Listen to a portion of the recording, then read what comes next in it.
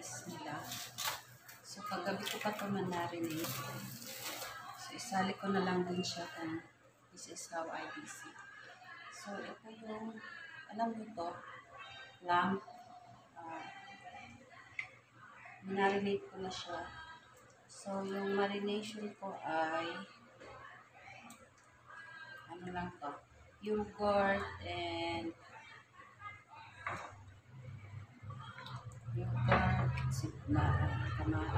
bawang, ginger paste, garlic paste, cumin, turmeric, and coriander powder, chili powder, like that lang. So, mamaya binabaliktad ko lang siya so para still ma-absorb na yung lasa sa loob. So, na-marinate ko to siya na overnight. So, overnight tapos ngayon hapon ko siya lulutuin. So, one day, more than, tagal. Parang almost one night and one day. Ano yan siya? Tupa. Tupa ba o kambing? Basta, buong legs. Parang buong pata. So, ibalik ulit. Minanano ko lang siya. Dito yan siya. Kasi hindi ko napapakita mamaya. Kasi mamaya andito na. So, ang gagawin ko lang doon, first ay ipapry ko muna siya. Tapos, pagkatas ko siya iprito, ilalagay ko siya na sa pressure cooker in 1 hour. Kasama yung marinate na mix, yung sauce niya, yung marination. And then, ipakulo ko lang siya ng for 1 hour sa pressure cooker in low flame. Pag kumulo na siya, para lumambot talaga siya hanggang maging tender na talaga siya. So, kakainin nila yun with roti. And, ayun, nakakapagod pero I'm so thankful kasi ang dami kong natutunan dito sa kanya. Hindi siya madamot sa Hindi siya madamot sa mga ingredients, hindi siya madamot sa pagtuturo, magluto. So, I enjoy naman. Kumbaga, magagamit ko talaga siya sa susunod kong. Parang magagamit ko siya sa mga anak ko or sa next trabaho ko. Hindi man cook, pero magagamit ko siya. So, yan. Thank you for watching. And thank you so much sa parati yung pag-support sa aking munting channel. Sa Pintintik. I love you all, guys. And thank you sa laging naandyan kayo. At doon sa mga hindi pa po nakakapag-subscribe sa aking channel, please don't forget to subscribe and pindutin niyo po ang notification. Yung bell na yan na maliit. I-all nyo siya, bell-all nyo siya para update kayo sa aking mga susunod pang video. Thank you and I love you all. See you again on my next vlog.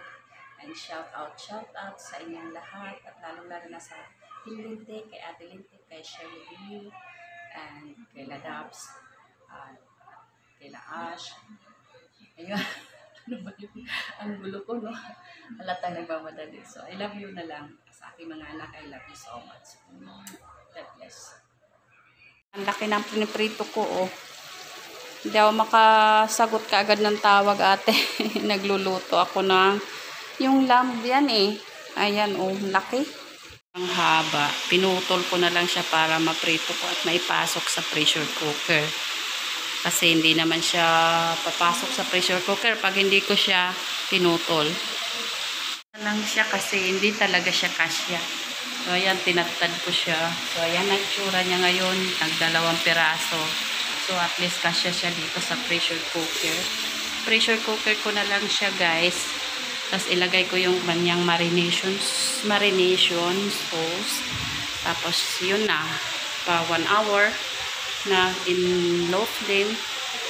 So, mag-add lang ako ng water para hindi siya mahibasan. Kasi sinaan ko lang yung So, yun. Siguro hindi ko sure kung makunan ko pa siya mamaya ng video. Pero I'll try. Ayan. So, lamb siya guys. Tapos, marinate overnight. And then, yan, prito. And then, pressure cooker. So, tika style. Guys, puno siya ng kalamansi sa paso. Ayan. Ang laki-laki na. Ang dami-dami na naming na-harvest dito na dahon. Ay, na dahon. Na bunga.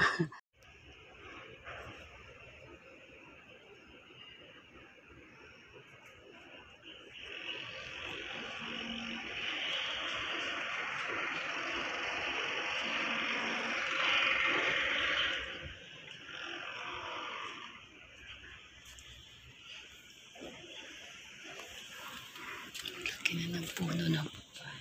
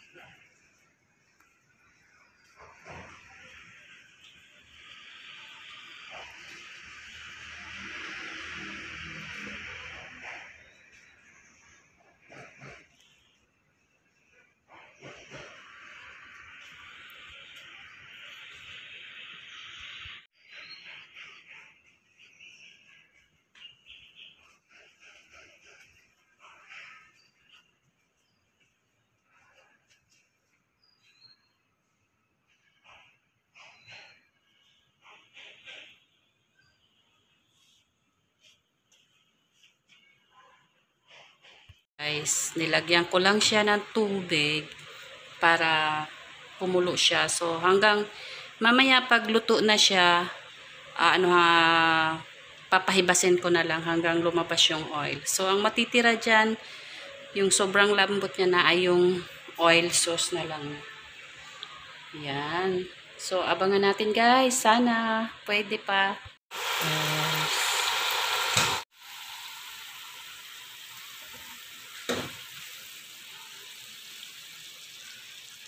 Ganyan na itsura niya ngayon.